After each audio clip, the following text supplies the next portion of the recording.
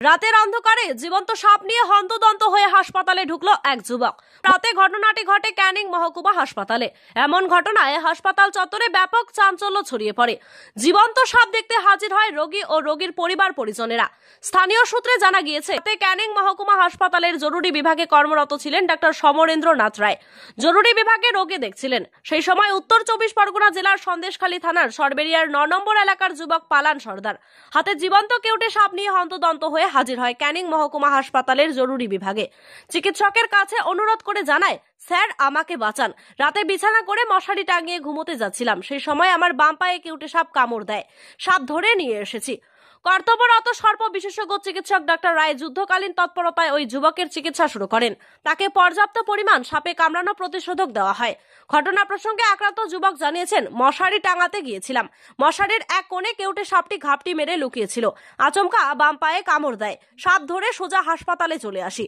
ক্যানিং মহকুমা হাসপাতালের সর্প বিশেষজ্ঞ ডাক্তার রায় জানিয়েছেন, সাপে কামড়ানোর সাথে সাথে ওই যুবক সময় নষ্ট না করে হাসপাতালে আসায় চিকিৎসা করতে সুবিধা হয়েছে। তবে এক্ষেত্রে সাপ ধরে কিংবা মেরে আনা উচিত নয়, কারণ সাপ ধরতে গেলে দ্বিতীয়বার কামড় দিতে পারে, সেক্ষেত্রে বিষের মাত্রাও বাড়তে পারে, বিপদও হতে পারে। তিনি আরো বলেন, গরম পড়তেই চলতি বছরের প্রথম থেকেই শুরু হয়েছে কেউটের দাপট। সাধারণ মানুষকে সচেতন থাকতে হবে, কারণ সাপের উপদ্রব বাড়বে, সেক্ষেত্রে কামড়ের ঘটনাও ঘটবে। এটা কি সাপ? কি ধরে নিয়ে এসছে? ওরা ধরে নিয়ে এসছিল, ওর পায়ে ছিল এবছরের মানে এই সিজনের প্রথম কোবরা হোয়াইট আজ এলো। বারবার সাধারণ মানুষ কিন্তু সাপ ধরে নিয়ে আসছে, কি বলবেন? না, সাপ আনার তো কোনো দরকার নেই।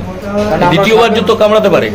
হ্যাঁ, দ্বিতীয়বার সেই ক্ষেত্রে কি বিষের মাত্রা বাড়বে? 100 বার, যতবার কামড়াবে ততবার অতটা বিষ দিয়ে। কি বলবেন তাহলে? সাপ নিয়ে আসার কোনো দরকার নেই। আমরা সাপ কামড়ালে তার রোগ লক্ষণ দেখে চিকিৎসা করতে পারি এবং তাতেই রোগী সুস্থ হয়ে যাবে। সাপ মারারও দরকার নেই, সাপকে নিয়ে হাসপাতালে আসার দরকার নেই। আপনার বাড়ি কোথায়? কামড়ালো কিভাবে? কিভাবে কামড়ালো? কোথায় গেছিলে? কোথায়? মুসুরি খাটা দিয়ে গিয়ে এসে পা ফেলেছি, পায়ে জড়ি ধরেছে।